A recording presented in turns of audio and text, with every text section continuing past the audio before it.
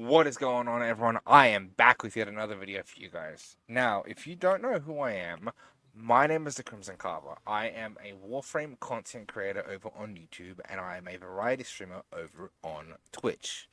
Now, this is meant to be a beginner-friendly guide to the Warframe Garuda, right? So we're going to be covering pretty much all the basics that you need to know about Garuda, ranging from how to get her, where to get her, her abilities, her stats, her augments, and the difference between Garuda and Garuda Prime. Now, at the very end, we're going to wrap it up with some Steel Path gameplay. So sit back, enjoy the show, and I hope you guys learn something new.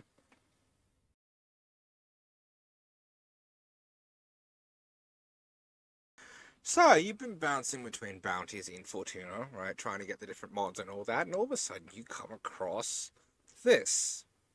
Now, you might not have all of the parts, but you at least have one part. And, I don't know, you might be curious. Well, let me explain a bit. This is Garuda. She has 270 health, 270 shield, 315 armor, and 140 energy.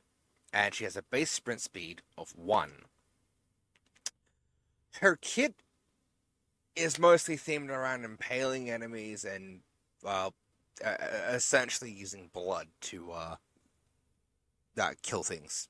Kind of self-explanatory there. You can get her from the market for 325 plat, or you can go and get her main blueprint from doing the Voxelaris quest, and the rest of her blueprints can be obtained by doing the bounties on the Orb Valis over at Venus, right? You run those a few times, and bada bing, bada boom. What do you know? You have a complete set of Garuda. Cool.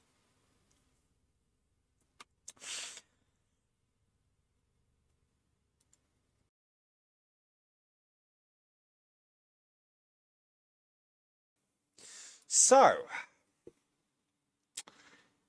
you're wondering whether you should get Garuda or Garuda Prime. And you're wondering, what's the difference? Well, I'm here to show you. Alright, so the difference between Garuda and Garuda Prime is not terribly noticeable, right? The only real changes that are made between them, besides the aesthetic ones, of course, are the armor increase and the energy increase. Those are the only real differences between the two. And obviously, aside the mastery. So, yeah, if you feel like getting Garuda Prime over Garuda, be my guest.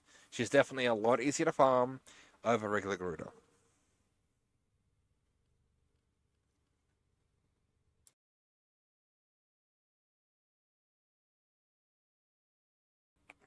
So, you got Garuda or Garuda Prime. Congratulations. But upon looking at the frame and looking at the abilities, you realize, I don't know how any of this works. What am I going to do? Well, that's where I come in. So fear not, I got you covered, right? So Garuda's passive is twofold, right? First side of her passive is every kill that you gain will generate damage in the form of a meter, right? Now, so long as you keep getting kills, that meter will continue to go up to a maximum of 100%. Now, essentially, every kill you get grants you 5%, right? So, you keep getting kills, you get your 5%, which keeps you at 100% damage. Now, keep in mind, this is not damage across all sources, this is only weapon damage, right? But in saying that, there are some abilities of some of Garuda's abilities that are affected by this, right? For example, her claws, right?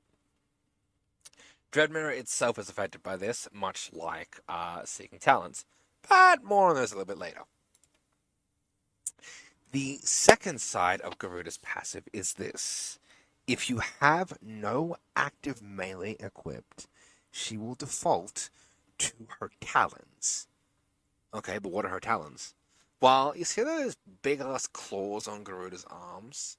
Those are her talons, right? And how they work is this. They are a fully moddable, exalted, or, in this case, no, they are a fully moddable, exalted weapon, right?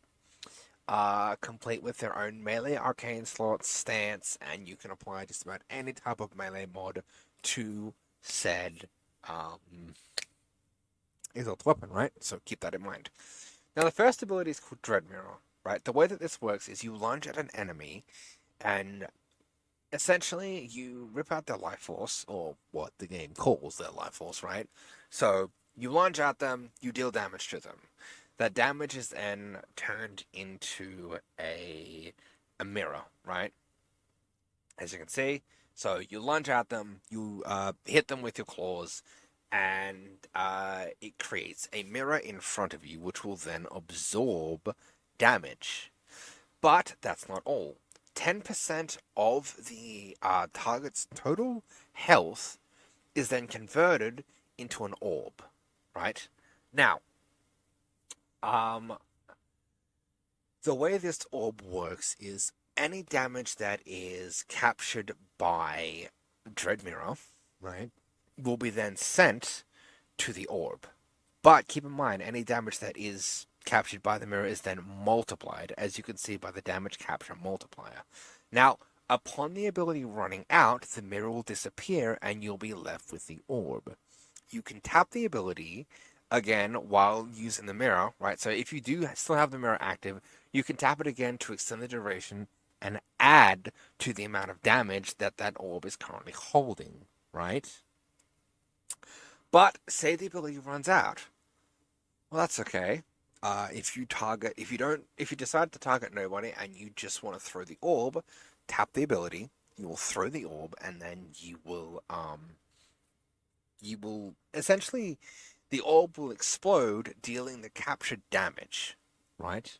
And keep in mind, like I said before, that captured damage is also subject to the multiplier. So yeah, you will basically create an area of effect explosion that will deal all of the captured damage as impact damage. Now, there is another way that this ability works. Is right. So, sorry, let me rephrase that. There is another way that this ability works, which is, say you impale a target and you capture a bit of damage. Cool, but you still have plenty of duration left. Good for you. Hold the ability to channel it, right? But bear in mind that the channel over time cost will be 50 energy per second, right? So you basically channel the ability, increasing the amount of damage it does, and upon releasing the ability, you will then throw the orb, dealing the area damage, right? Now, let's jump into this a little bit further. This ability has a drain of 25 energy, right? Now, if we put on efficiency mods, this is not only going to reduce the initial cost of the ability, right? It is also going to reduce the drain over time for channeling said ability, right? Now, I don't know if I said this before, but whenever you create that orb's damage is based off of 10% of the enemy's health that is captured, right? So keep that in mind. And you cannot mod this, right? Also, there was one thing I forgot to mention. If the enemy's health is below 40%, or it's at 40% and below, you will instantly kill them, converting their entire health pool into damage for that orb, right? So bear that in mind. Now, the orb's native damage type is impact, right? That's just kind of how it is. There's no changing it, right? So it primarily does impact damage, right? Now, we can change our leap radius and our explosion radius with a bit of range, right? So check this out. Boom, I just stopped on a range mod and guess what happened? The charge... Sorry about that.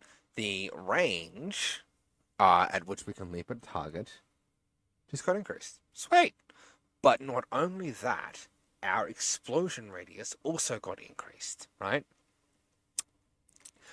So whenever the orb hits a solid surface, whether it is a ground, wall, or enemy, it's going to explode, dealing damage in 10 meters, right? That's 10 meters away because it's a 10-meter radius, right? But as I said before, we can expand this by using range mods like Augur Reach. Now, if you don't know where to get Augur Reach, I highly recommend getting it, right? So if you are in fact having trouble getting your ability mods, I recommend going to the Plains of Eidolon, right, and going to Cetus on Earth, right? And when you get there, talk to a guy by the name of Konzu, right? Konzu is going to have an assortment of bounties. That's normal, right? So you talk to him, he has an assortment of bounties. What you're looking for is, I think it's the tier 4 or tier 5 bounty that has the Augur mods, right? Now, there are 3 ability mods for this, right? That being Augur Message, Secrets, and Reach.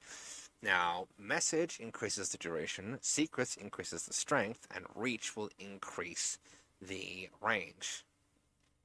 But Carver, there's another mod there. Yes, there is. Augur Accord.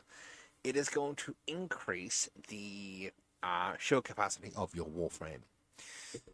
That is, yet again, one of the other mods that you can get from this bounty.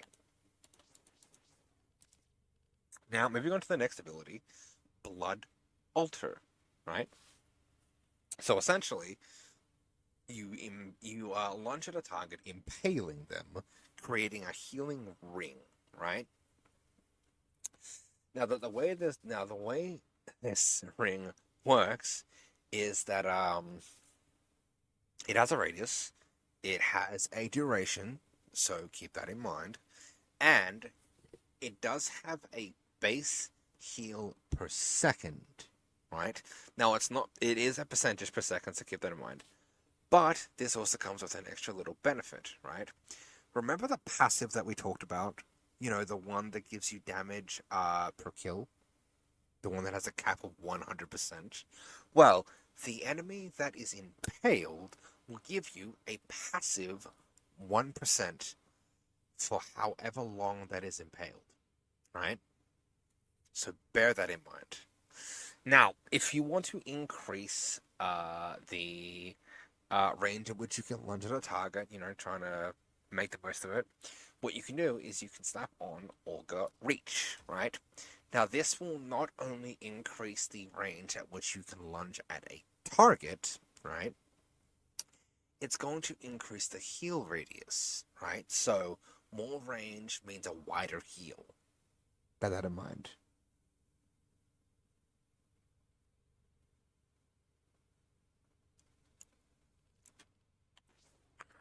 Now,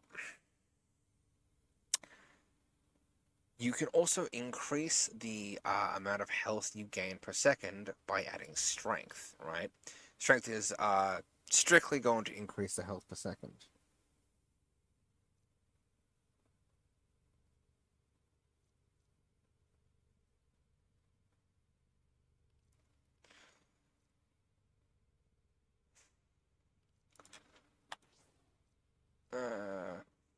Also, I misread this for a second, right? So they take 1% of their health as damage per second. While ever that they are healing something, right? So, while ever you're healing somebody with the altar, the way that this works is, whenever you're healing somebody with the altar, the enemy is taking 1% of their 1% of their total health as damage per second, right?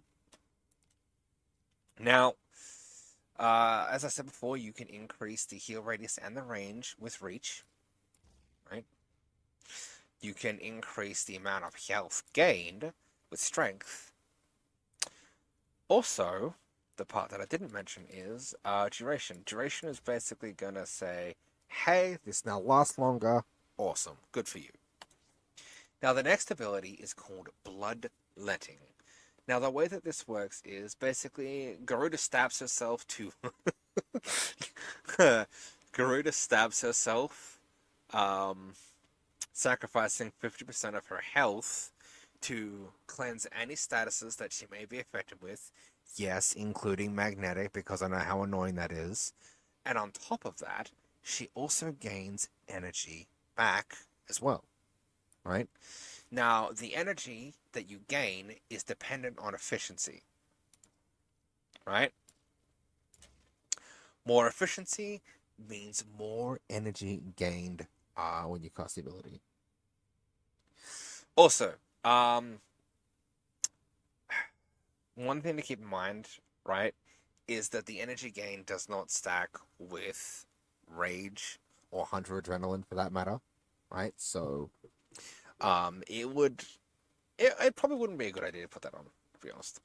Right, the final ability, Seeking Talons. Right. Essentially, Garuda jumps up in the air and she gains invulnerability while channeling Seeking Talons. Right now, this is a 100%, a 100 energy drain ability. Right, so that being the fourth ability, right? It has a 100 energy cost, so keep that in mind. Now, one thing that it doesn't tell you here is that it has a unique interaction with the first ability, right? So, say you cast Seeking Talons, and then you cast Dreadmirror's Orb. What happens is that orb is going to increase the amount of damage and slash damage, mind you, that Seeking Talons will do. Now this, think of it as kind of like a marking ability, much like how I explained in my Citrine video that Citrine's first ability, Fractured Blast, coupled with Prismatic Gem, right? Whenever you place Prismatic Gem and you cast Fractured Blast, enemy that's hit by that is going to take damage from her Prismatic Gem because they were marked. The same principle applies with Seeking Talons and Dreadmirror's Orb, right? Now that that little synergy is out of the way, let's get a little deeper into this ability. Right, as I said, it costs 100 energy.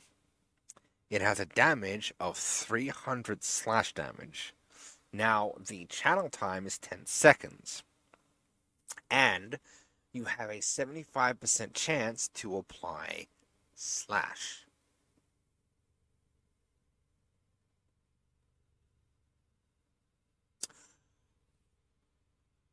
Now, you can, in fact, increase the amount of damage that is done with Seeking Talons.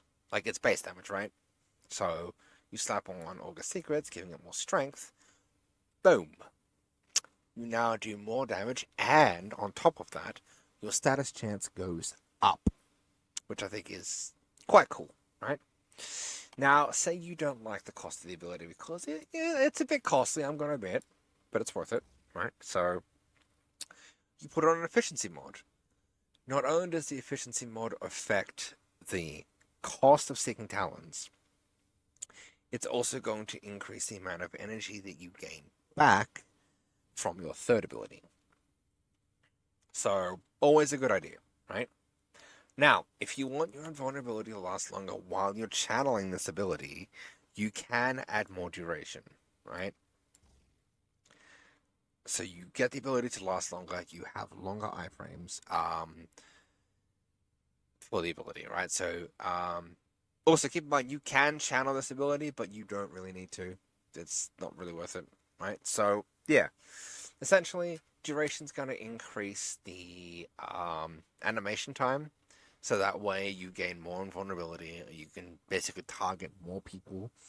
Now, one more thing I would like to point out, Seeking Talons has a line of sight requirement, right? So the way that this works is that she can only target enemies that she can see, right? Or that are in front of her. So keep that in mind, right?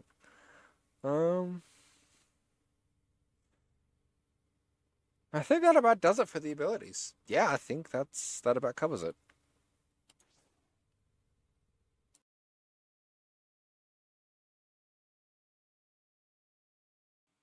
Okay, so you now have a basic understanding of the way that Garuda works. You know what the difference between Garuda and Garuda Prime is, and you pretty much have already covered most of the basics that you need to know about the Warframe.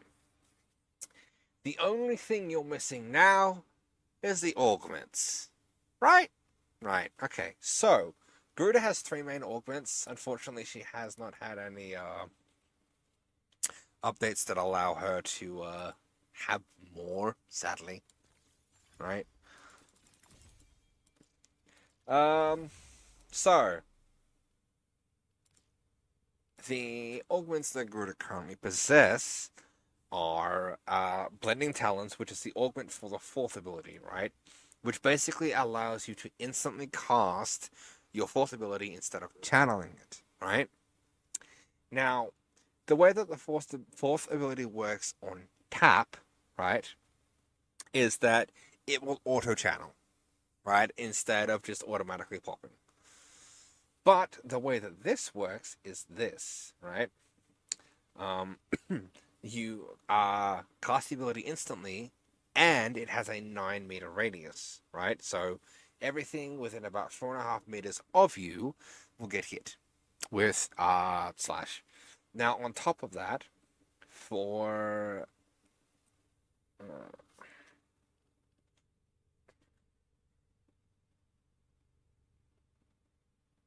now on top of that, right? You also gain increased combo whenever you hit targets that are affected by slash, right? Also, funny little fact about Blending Talons is, at least from what I've been told and what I've seen, is it has infinite body punch through, so it will actually go through walls. So that's how this one works, right? Is you can cast it in a 9 meter radius, and for every enemy that you strike that is affected by slash, you gain increased combo. So yeah, cool. And cute little fact about this one, you can increase the range. Check it out. Boom. Yeah, you can increase the range of the initial cast, right? Um,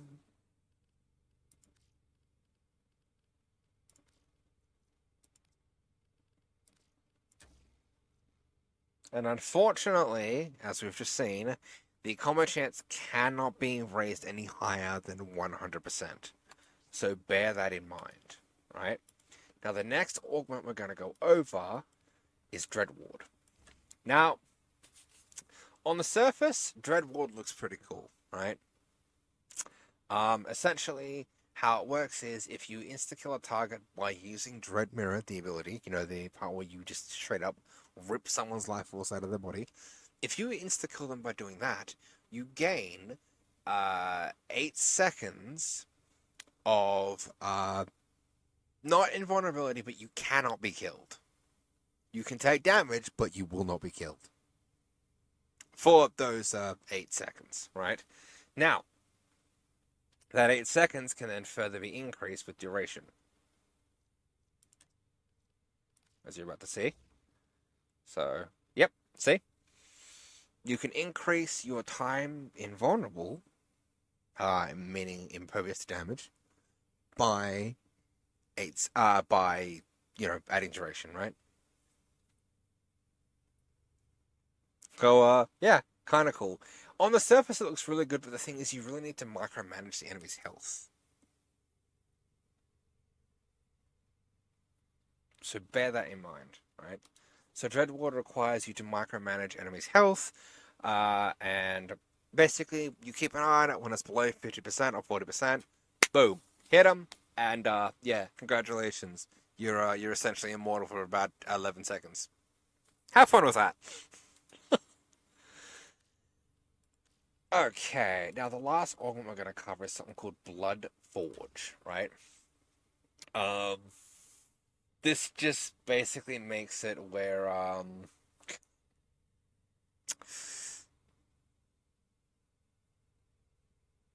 So, I'm gonna be slightly biased here. This augment feels like a massive letdown. Okay, like I know I'm meant to give a purely objective opinion because this is a guide, but this feels like a huge letdown. Why? Um, you stab yourself and your gun reloads. Cool. Yeah, I'm gonna be honest with you. I think this is a huge waste. But yeah. I guess I mean if you find a use for this, cool, all the power to you. But yeah, that pretty much covers all the augments.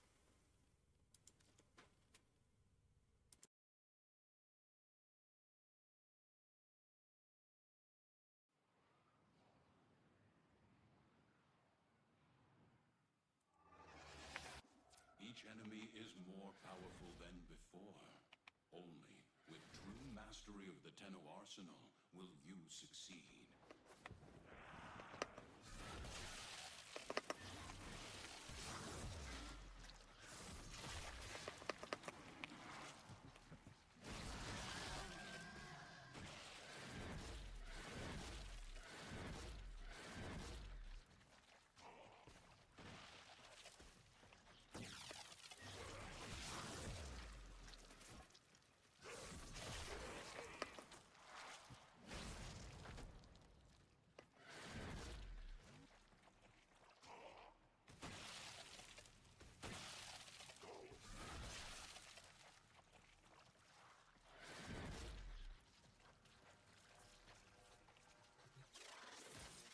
Garuda has a shit ton of energy though.